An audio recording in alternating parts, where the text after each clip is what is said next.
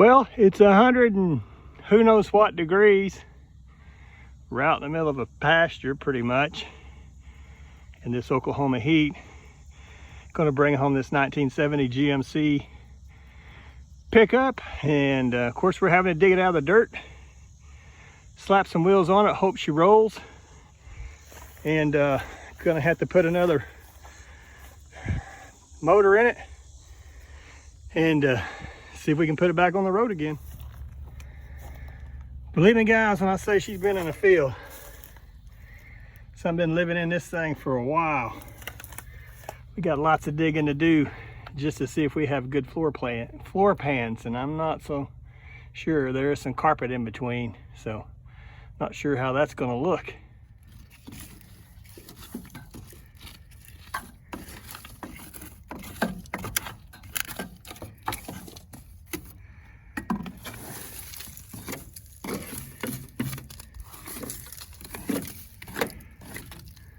Make a day of getting the wheels on this thing and getting it out of the ground. Maybe getting some of the mouse poop out. Dug her out, got wheels all the way around her, and nothing like having a flat before you ever even get started. So, you know, instead of changing 4 tires, we'll change 5 today, and just to get her. Maybe, I know the front wheels are locked up, and back wheels are probably locked up too, since this thing's been sitting in the dirt. So we'll have to drag her up on the trailer for sure. But it's already, you know, $500 increase in value just getting the mouse turds out of this thing. Well, we got the purple Merple hauled to the house, so we'll let the fun begin.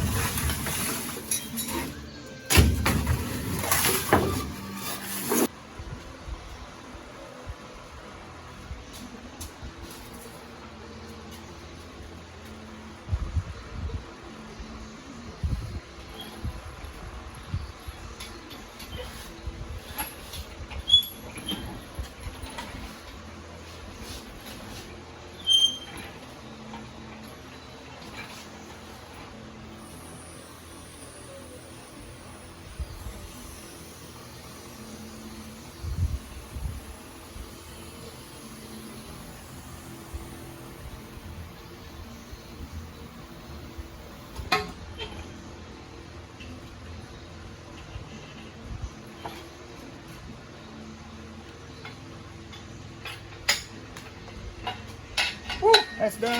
Break time.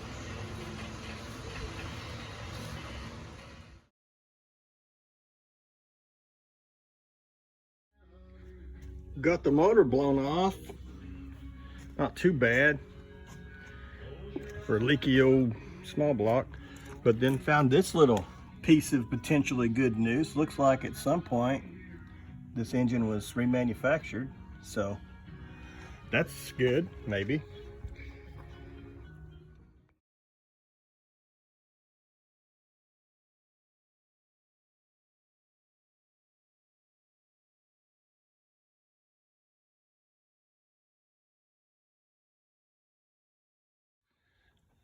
So right out of the hat, we're running into a clearance issue.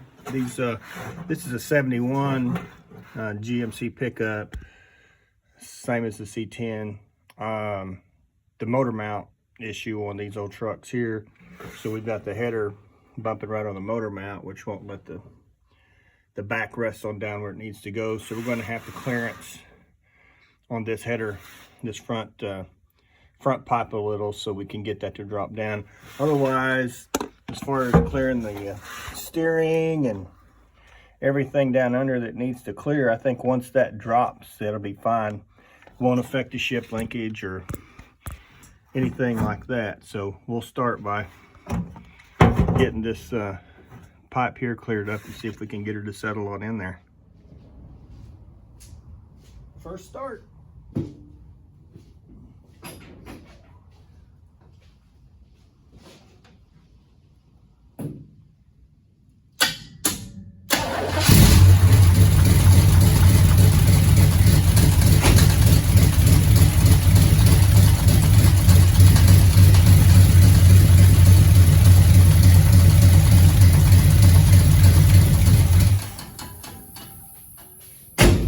Forgot to tighten the alternator belt, but it sounds good otherwise.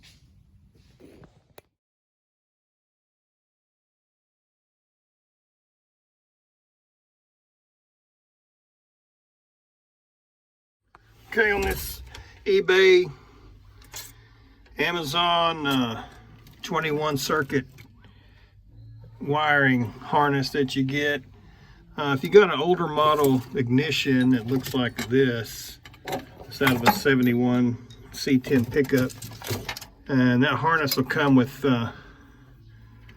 this little plug here already wired in. It's a black and orange wire that's tied into the other ignition wires, tied to the main hot wire on your ignition switch.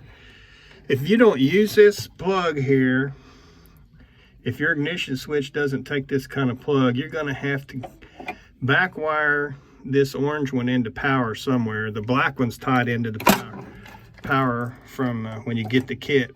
Orange one is not tied into any power, but it needs to be tied into power because it actually has to power off of a bus bar about 3 or 4 more fuses in the fuse box. So you can either come back here and catch the brown accessory wire back off in the back corner here,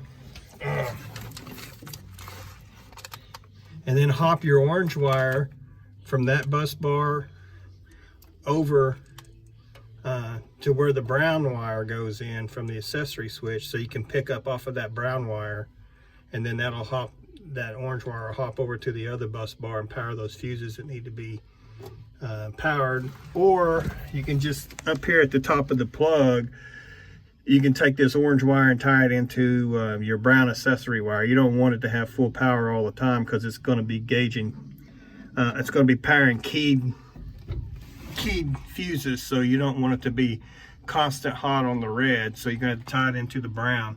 And what I'm going to do is just eliminate the length of the wires, just hop it across the bus bars down here behind the fuse box. But if you don't do that, you're not going to have working fuses. I think it's probably like gauges and cruise control and fuel pump, maybe even the fan fuse. Those won't work until you hop that orange wire across with the brown accessory wire.